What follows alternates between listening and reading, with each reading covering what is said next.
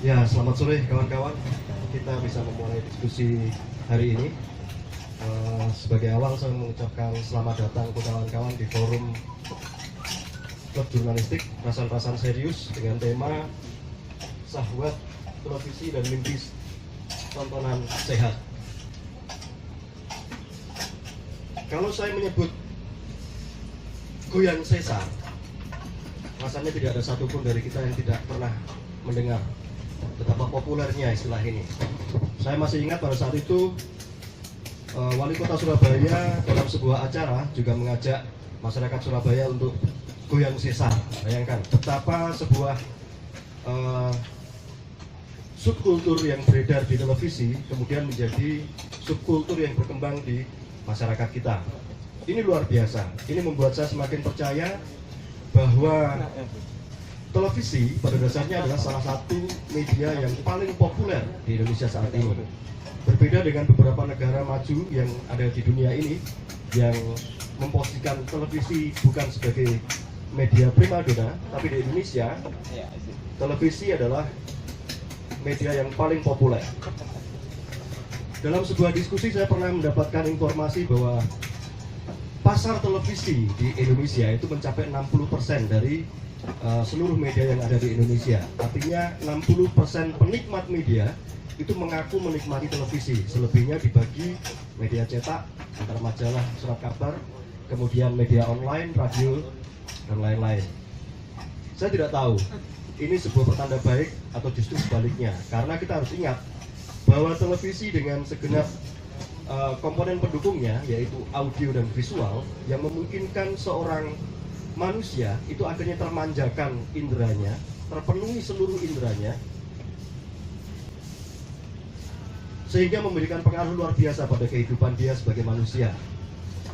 Kita mungkin masih ingat ketika masih kecil, kita digendong ibu kita, ya anggap saja kita semua lahir dan digendong sama ibunya masing-masing ya. Digendong, kemudian diajak mendengarkan lagu, diajak menyanyi, ditunjukkan ini itu, sehingga indera penglihatan kita dan indera pendengaran kita itu dimanjakan habis di sana. Itu sebabnya televisi dinilai dianggap sebagai media yang paling berpengaruh saat ini.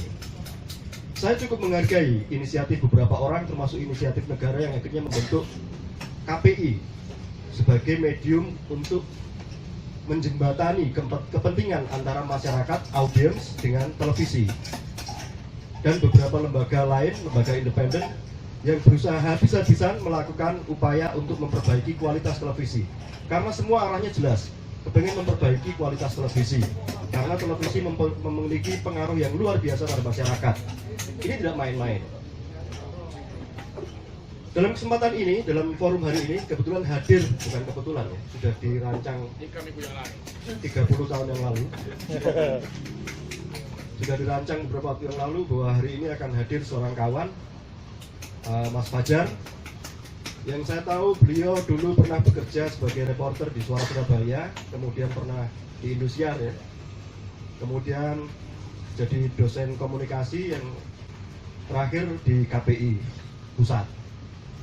Saya tidak mau memperpanjang intro dari diskusi ini karena saya tahu Anda kesini bukan untuk melihat saya berkicau, tapi ingin melihat dan mendengar bagaimana Mas Fajar menyampaikan paparan-paparannya. Monggo Mas Fajar. Oke. Baik, terima kasih Mas Hendro. Assalamualaikum warahmatullahi wabarakatuh. Waalaikumsalam. Selamat sore dan salam sejahtera buat teman-teman semua. Terima kasih buat Klub Jurnalistik yang sudah memberikan kesempatan saya untuk berkicau dari Mas Riz, Mas Regi dan teman-teman semua, teman-teman dari UNESA dan sebagainya. Hari ini saya sudah mengakhiri tugas di KPI. Tepat 9 tahun saya di KPI, Pak Sulis. Jadi saya itu di KPI Jawa Timur 2 periode 6 tahun, di KPI Pusat 1 periode 3 tahun ya. 3 kali 3 berarti 9 tahun. Alhamdulillah selama 3 tahun itu saya semakin sadar bahwa ternyata perhatian pada dunia penyiaran ini tidak banyak, tidak diperkuat oleh regulasi yang ketat dan tidak serius dalam ngurusi penyiaran. Kenapa demikian? Harusnya urusan penyiaran itu dibuat regulasi yang sangat ketat. Kenapa sangat ketat? Ini adalah menggunakan frekuensi yang merupakan ranah publik, berbeda dengan koran dan majalah cetak, media cetak.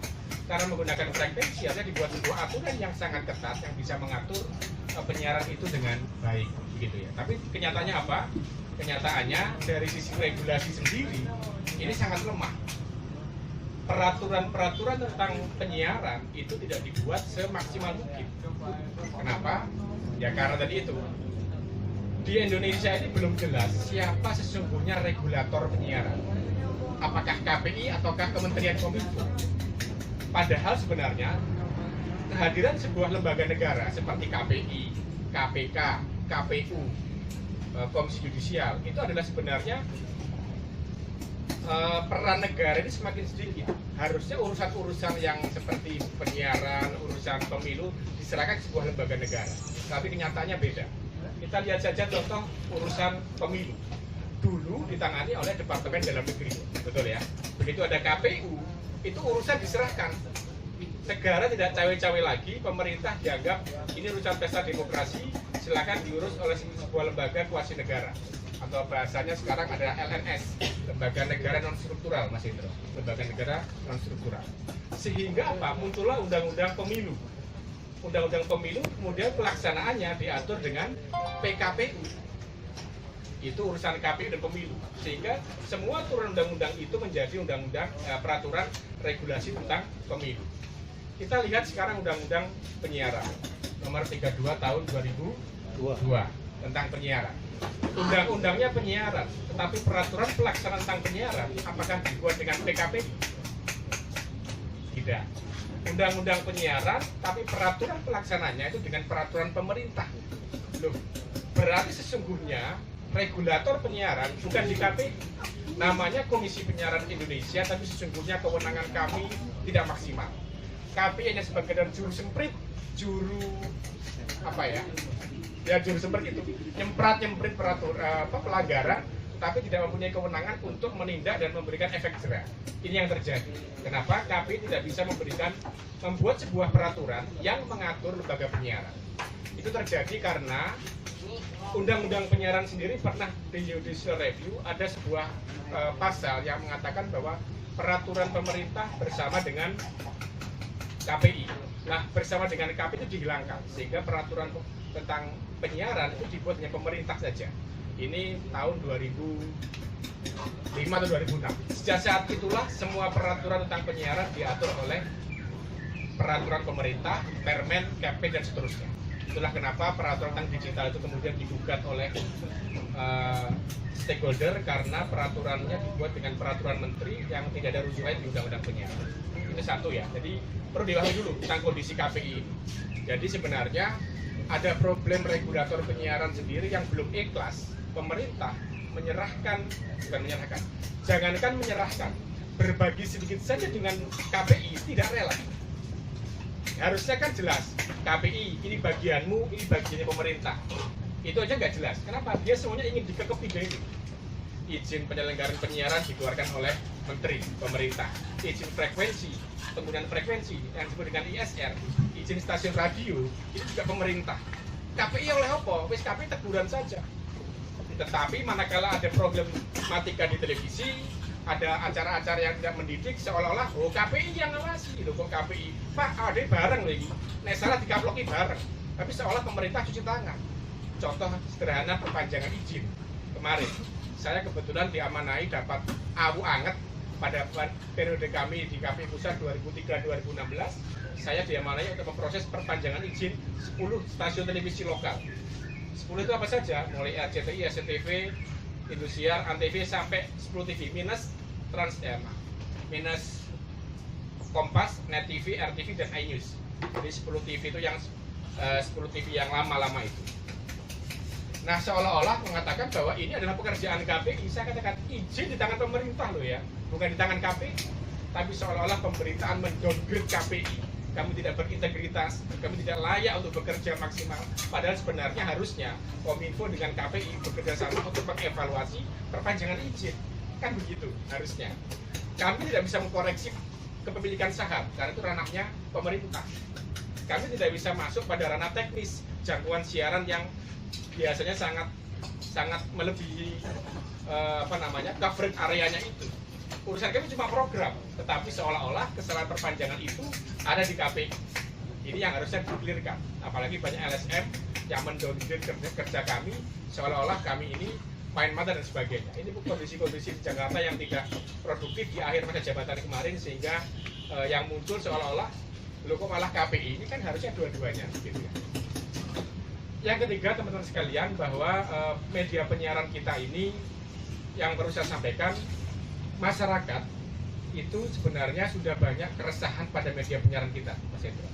Untuk tayangan-tayangan yang katanya dianggap sampah, tidak bermutu, tidak baik, dan tidak mendidik. Hampir setiap orang yang saya jumpai mengatakan, Mas, TV ku gak apik siarannya, Pak Sulis. Kenapa? Itu gak cocok, ada Mas Perlindo lah, ada tayangan India, bahkan KPI itu sekarang menjadi komisi penyiaran India, yang diawasi keadaan TV India. Ada juga kami dibully KPI komisi pembeluran Indonesia, diblur KB Mas Wajar, KB kok diblur. Semua seolah-olah kami dibully dan sebagainya. Istilahnya macam-macam. Nah, sekarang pertanyaannya, apakah TV itu salah? Jangan-jangan masyarakat juga tidak tepat. Selera menonton masyarakat kita masih rendah. Nanti bisa diskusi ya, masih bisa diskusi kan. Kenapa? Saya katakan, apakah TV itu menyiarkan semuanya hal yang baik? Kalau saya enggak juga. Tapi apakah semuanya juga jelek? Tidak juga kan? Harus objektif kita mengatakan ada yang baik, ada yang nggak baik di televisi itu. Nah, sekarang tinggal masyarakatnya sendiri yang harus menerima, memanfaatkan media televisi ini seperti apa. Kalau yang semuanya itu yang jelek diambil, ya jadinya jelek. Kalau yang baik, saya pikir juga baik. Nah, inilah pentingnya pendidikan literasi media. Bagaimana memahami media secara proporsional, secara benar, dan bisa menyikapi apa yang harusnya dilakukan oleh masyarakat terhadap media televisi itu. Nah, makanya disinilah perlu kecerdasan. Artinya begini, keluhan-keluhan masyarakat terhadap tayangan-tayangan yang katanya jelek, tidak bermutu, itu sebenarnya cerminan bahwa masyarakat sendiri tidak terampil memanfaatkan media. Kalau menurut saya dia bisa memilih media yang baik, acara yang baik, saya pikir mereka juga nggak terpengaruh. Contoh, ketika dia tidak senang dengan sebuah sinetron, meskipun ratingnya tinggi, tukang burai haji, dia matikan, saya rasa ada masalah. Tapi kenapa kok wes gak senang tetap nonton, gitu loh. Ya nanti bisa diskusi, teman-teman sekalian. Jadi media televisi ini luar biasa karena media televisi ini media auditif, audio dan visual, ada suara dan ada gambar, mempengaruhi dua indera kita langsung, yaitu indera mata dan indera pendengaran. Orang buta huruf sampai orang yang nggak bisa baca pun, sampai orang yang goblok nonton TV mesti ngerti. Hebatnya televisi. Televisi itu katanya ketika disiarkan pesannya tanpa harus diberikan petunjuk, orang ngerti. Yang kedua, televisi itu siarannya tanpa harus berpikir. Dan ketiga, televisi itu bersifat universal. Siapapun yang nonton pasti ngerti. Itu kata Neil Postman begitu dalam sebuah bukunya saya pernah baca. Jadi TV itu tiga itu tadi. Jadi ketika disiarkan orang nggak perlu petunjuk ataupun arahan, mesti ngerti. Yang kedua, nggak usah mikir. Yang ketiga, bersifat universal. Ini kan bahaya, menambah efek bahaya televisi itu. Nah, disitulah sebenarnya peran dari masyarakat untuk bagaimana. Menurut saya begini, KPI perlu mengawasi dan memberikan teguran, itu iya. Sanksi yang melanggar harus. Nanti saya bagikan teguran-teguran kami selama ini, pengaduan dan sebagainya. Tapi di satu sisi, jangan lupa bahwa masyarakat juga harus dibenahi. Membenahi masyarakat ini perlu sebuah energi, perlu sebuah gerakan. Nah, gerakan ini harus disupport oleh sebuah sistem, sebuah cara bergerak dan anggaran yang cukup. Kami terus terang ada problem di kelembagaan kami di KPI. Kami ada di 33 KPI daerah provinsi, Pak Guri. Jadi KPID itu terbentuk di 33 provinsi. Tetapi kenapa keberadaan KPI itu seolah tidak ada, tidak bergigi, tidak berdaya, dan ompong? Kenapa? Ya karena anggaran kami ini tidak disupport. Provinsi mana yang nggak ada KPI? Kaltara sedang pembentukan. Selebihnya sudah terbentuk semua, dari Sabang sampai Merauke. Mulai Maluku Utara, Papua Barat, Papua ada semua. Hanya Kaltara karena sedang DPRD-nya kan baru, sedang diproses. Kenapa begitu? Saya harus akui ada problem kelembagaan di kami yang mengatakan bahwa hubungan KPI pusat dengan KPI daerah itu bukan struktural, tapi koordinatif. Koordinatif itu apa? bukan seperti KPU yang dibiayai oleh APBN. Jadi KPI itu saja oleh APBN, KPID-nya oleh APBD. Ini kan aneh. Nah, sementara APBD tergantung kekuatan anggaran masing-masing daerah. Nun sewu, di NTT itu Mas Indro, komisionernya itu nyambi tukang ojek. Karena gajinya hanya sekitar 800.000 3 tahun yang lalu ketika saya di KPI. 800.000 karena dia harus berbagi anggaran setahun. Setahun kalau nggak salah dikasih sekitar 600 juta. Bayangkan dengan honornya. Di daerah lain, komisionernya nyambi sambil buka loper koran dan buka warung. Tidak salah, kenapa? Anggaran nggak cukup. Nah, inilah yang saya perjuangkan di KPI Pusat selama 3 tahun kemarin, bagaimana agar lembaga ini bisa dibiayai oleh APBN. APBN itu tambahan saja, ini mudoroso persoalan kelembagaan kami. Bagaimana kami mau melakukan sebuah kegiatan sosialisasi, ngobrol dengan warga, tapi kalau antar pulau itu kan perlu biaya, naik perahu, naik kapal, kemudian transportasi, komisioner saja tidak mampu dan sebagainya. Ini kondisi-kondisi di lapangan bahwa kesimpulannya begini.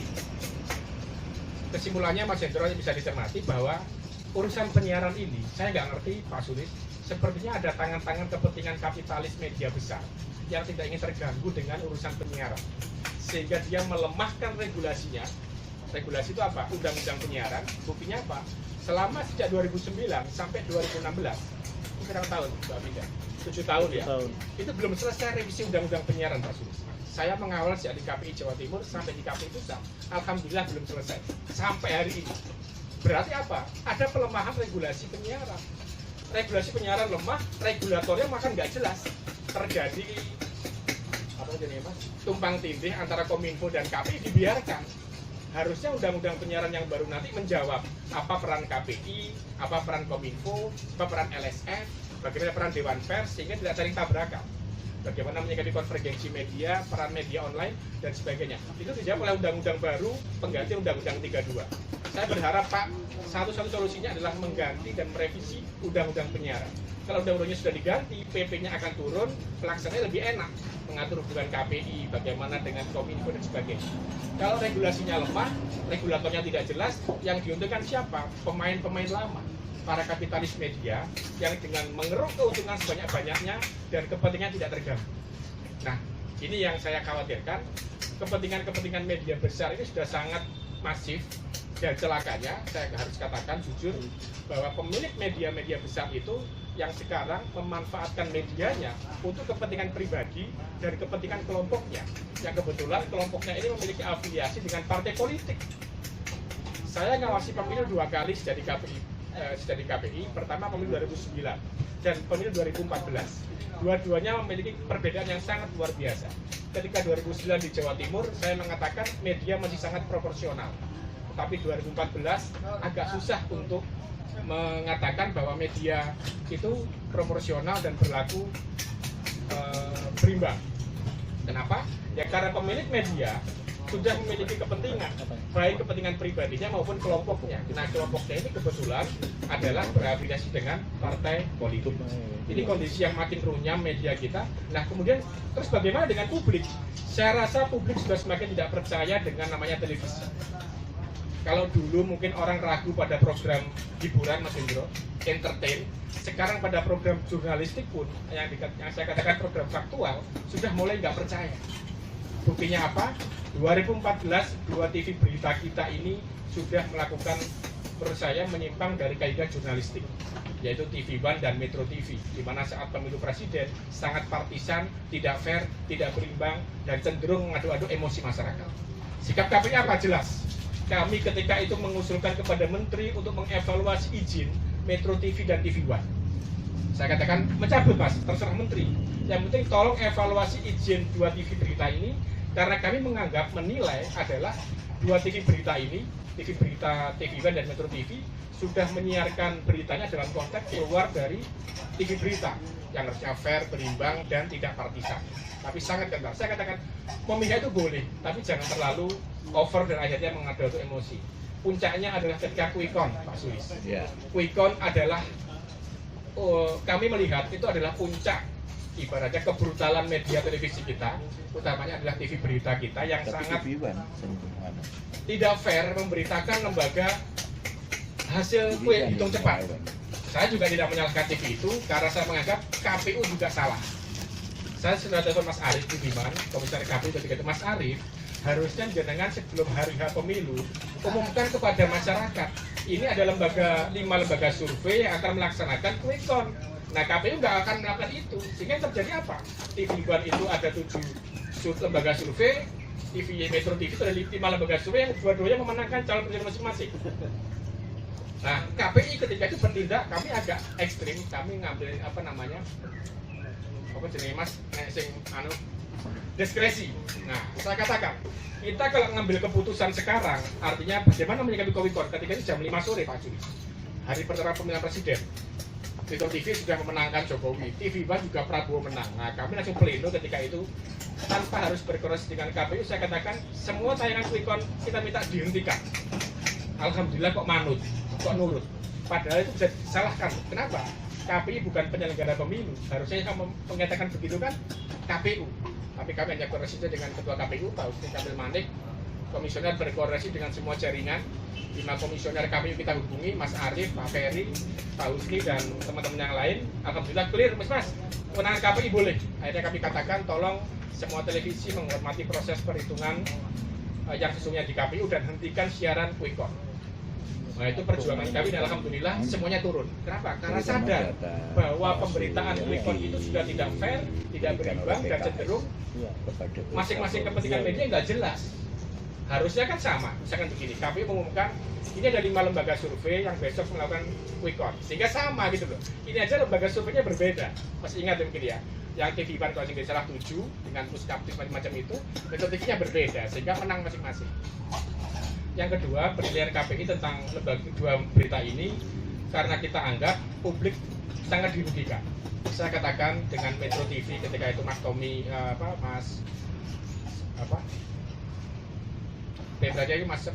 Mas Tommy itu dan TV One, Mas Toto, Mas ini kan calon cuma 2. Layar ini sampai bagi loro kan iso toh. Satu dari rumah Polonia, laporannya Pak Prabowo, satu dari rumah Jokowi. Biarkan masyarakat yang memilih. Sampai berpihak itu boleh lah. Katakanlah di rumah Polonia itu misalkan TV One itu yang Jokowi 9, yang Prabowo 13. Enggak apa-apa, tapi kan fair gitu loh. Yang terjadi apa? Enggak. Antar netizen saling bersaing, saling menyerang, memfitnah. Sehingga publik mendapatkan informasi yang tidak beragam. Di TV One, publik tidak mendapatkan informasi yang utuh tentang Pak Jokowi. Di Metro TV, publik tidak mendapatkan informasi yang utuh tentang Pak Prabowo. Akhirnya apa? Yang terjadi adalah publik yang dirugikan. Itulah kenapa kami mengusulkan kepada Menteri untuk mengevaluasi izin 2 televisi ini. Nah, sekarang yang menarik apa jawaban Menteri ketika usulan KPI resmi kami layangkan kepada Menteri. Menteri yang memberikan peringatan saja. Cukup peringatan, padahal kami sudah peringatan sudah berkali-kali, sudah kita tegur, kita panggil dan sebagainya. Tapi Menteri juga memberikan peringatan. Loh, kok lunak peringatan?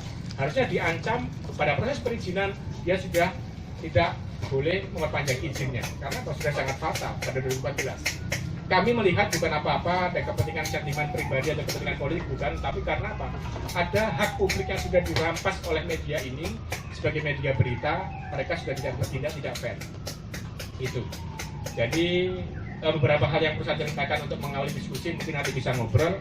Jadi yang pertama tentang kondisi pertelevisian kita yang memang sekarang banyak memprihatinkan, tentang baik tayangan hiburan maupun tayangan berita. Yang kedua tentang regulasi yang lemah, dan yang ketiga adalah penyikapan dari masyarakat yang memang seharusnya secara masif memberikan kritikan pada televisi kita. Nah, keberanian untuk mengkritik masyarakat, kritik tayangan televisi inilah yang harus terus kami lakukan. Saya di KPI, ini sudah dari KPI. Harusnya terus dilakukan, baik oleh kampus, oleh ormas dan sebagainya itu. Ya. Satu lagi, Mas Hendro, popung ingat ya tentang ini karena rasa ngobrol saja. Nah, tentang tadi itu masih ada program-program yang jelek, tapi kalau ditonton, sekali lagi TV sederhana jawabannya. Mas, ratingnya masih bagus. Bahkan Anda katakan sebuah tayangan stasiun dangdut itu, Mas Fajar, ini kalau rocknya saya turunkan, ratingnya turun, Mas Rindi. Kalau rocknya saya naikkan, ratingnya naik, Mas Rindi. Ini kan sebuah analogi, oh berarti masyarakat masih suka nonton yang memang seperti itu gitu. Ini menjadi cerminan rating masih menjadi dewa, menjadi rujukan utama dalam mengatur sebuah program acara. Nah, celakanya rating itu kan sebenarnya jumlah penonton yang melihat sebuah program acara. Artinya secara kuantitas, secara jumlah. Untuk kualitasnya dia nggak mengukur. Itulah yang celaka. Nah, sementara pengiklan melihat bukan dari kualitasnya, tapi seberapa banyak jumlah penonton yang menyaksikan sebuah program acara. Misalkan tukang bubur naik haji, ratingnya tinggi. Berarti pada saat jam itu ditonton sekian puluh juta pemirsa. Nah, karena ditonton banyak orang, pengiklan masuk. Saya katakan rating juga menjadi salah satu faktor kenapa televisi kita wajahnya seperti itu, masih tidak menarik, ya, masih sehingga orang selalu mengatakan, Mas, rating kita ini kalau nggak bagus ya nggak diperpanjang programnya. Kenapa? Percuma membuat program nggak ditonton dan nggak menghasilkan uang. Itu yang terjadi di kondisi televisi kita ini. Alhamdulillah sampai dengan akhir di 2016 ini program yang sangat mengganggu banyak pertanyaan masyarakat tentang 4 mata menjadi bukan 4 mata sudah tutup dewe loh ya, nggak dihentikan KPI, mandek dewe. Kenapa? Ratingnya sudah turun Mas Budi, ratingnya jelek dan sekarang turun. Itu mengganggu. Kenapa kok bisa begitu? Dulu ada sebuah peraturan KPI yang ada celah bahwa program yang dihentikan itu tidak boleh tayang dengan format yang sama, materi yang sama dengan host yang sama. Nah, sekarang tidak akan. Di kami ini sudah kita perbaiki peraturannya bahwa program yang dihentikan tidak boleh lagi tayang dengan format yang sama, materi yang sama, dan host yang sama. Itu yang terjadi YKS, itu kita hentikan, nggak akan pernah lagi muncul YKS versi baru. Mata lelaki kita hentikan, nggak akan pernah lagi mata lelaki. Itu yang terjadi, sehingga itu memang sangat mengganggu di mana-mana. Apa itu dulu 4 mata menjadi bukan 4 mata? Iya, itu ada kelemahan di kami. Saya harus mengatakan itu ada peraturan KPI yang belum menjawab ketika itu, tapi sekarang sudah tertutup. Yang terakhir, apakah televisi semuanya jelek? Saya katakan tidak. Sebenarnya TV juga sudah berbenah dan mulai berubah. Contoh tayangan Ramadan 3 tahun terakhir 2014 sampai 2016 sudah mulai banyak perubahan. Muncul acara-acara yang sangat inspiratif dan ternyata ratingnya bagus. Contoh Hafid Indonesia, ratingnya bagus. Itu sinetron PPT, Hijab Traveler, kemudian 1001 Masjid. Artinya apa? Program-program yang bagus itu masih dirindukan gitu loh, dan ratingnya masih bagus. Nah, satu lagi tentang rating, bahwa KPI juga melakukan sebuah survei, namanya survei indeks kualitas program siaran televisi. Yang itu ternyata berbanding terbalik dengan survei yang dilakukan oleh Nielsen. Nielsen masih mengatakan pada jam prime time itu masih didominasi oleh sinetron, Mas Indro. Tetapi survei KPI mengatakan sudah tidak. Acara-acara inspiratif seperti Hitam Putih, Mata Najwa, Kick Andy, Mario Teguh, malah dari survei kami yang melibatkan 9 PTN di seluruh Indonesia itu malah bagus. Nanti akan saya bagikan teman-teman, silakan diambil. Survei dari indeks kualitas program siaran hasil kerjasama KPI dengan pengurus ISKI Pusat selama setahun 2015. Itu saja mungkin dari saya, sekedar mengawali Mas Hendro, selebihnya kita bisa diskusi, bisa sharing. Menurut saya dinamika penyiaran cukup menarik, cukup kompleks, agak mepet kalau dibicarakan 2 jam, tapi setidaknya kita sudah memahami lebih banyak tentang kondisi pertelevisian kita. Semoga ke depan ada perubahan, minimal kita dari masing-masing pribadi beritikat untuk bagaimana mengkritisi televisi dengan lebih baik lagi. Terima kasih.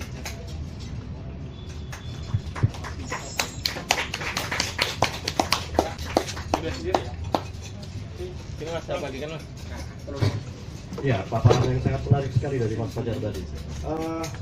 Pada bagian bahwa ada perbedaan antara survei yang dilakukan Nielsen dengan KPI, saya pikir itu semakin mempertegas beberapa asumsi yang pernah muncul di beberapa forum diskusi media yang pernah saya ikuti, bahwa pelaku industri media itu rata-rata terbiasa untuk merendahkan audiensnya sendiri dengan memunculkan produk-produk konten tertentu yang mereka asumsikan itu akan disukai oleh audiens. Mereka selalu berpikir bahwa masyarakat itu terbiasa dengan ideologi rock yang tadi disampaikan oleh Mas Fajar, bahwa semakin rendah rocknya semakin rendah ratingnya. Nah, ketika semakin tinggi rocknya, semakin tinggi ratingnya. Ternyata tidak selalu seperti itu. Ada beberapa kawan yang mulai melakukan pendekatan konten yang semakin baik dan ternyata itu juga diterima dengan cukup baik oleh audiens. Saya pikir ini fenomena yang cukup menarik. Termasuk ketika kapan hari saya mendengarkan, saya pernah membaca sebuah survei juga yang mengatakan bahwa televisi kan ada dua, ada televisi publik dan televisi berbayar. Nah, televisi berbayar pada beberapa tahun terakhir ini mengalami peningkatan pada sisi audiensnya, sementara televisi publik itu justru menurun. Tetap di kisaran angka 60%, tapi masing-masing yang televisi publik menurun, yang televisi berbayar malah naik. Artinya publik itu mulai memilih. Selama ini publik dengan masyarakat, audiens dengan televisi publik, dia menerima apapun yang diberikan oleh pemilik media. Sementara penikmat televisi berbayar, dia akan memilih. Saya lebih baik mengeluarkan duit daripada mendapatkan televisi sampah, konten sampah, misalnya seperti itu. Seperti yang disampaikan oleh Mas Fajar tadi, kita bisa mulai diskusi ini dengan sesi tanya jawab. Silakan. Tanggapan boleh. Seperti biasa, forum tanya jawab kita tidak selalu bersifat melegitimasi pernyataan dari narasumber. Kita bisa berbeda, kita bisa menyodorkan pemikiran-pemikiran alternatif. Karena juga boleh radio-radio. dari kawan-kawan radio, silakan. Kebetulan hari ini hadir senior saya, Mas Adi Rivi. Mungkin bisa Ya.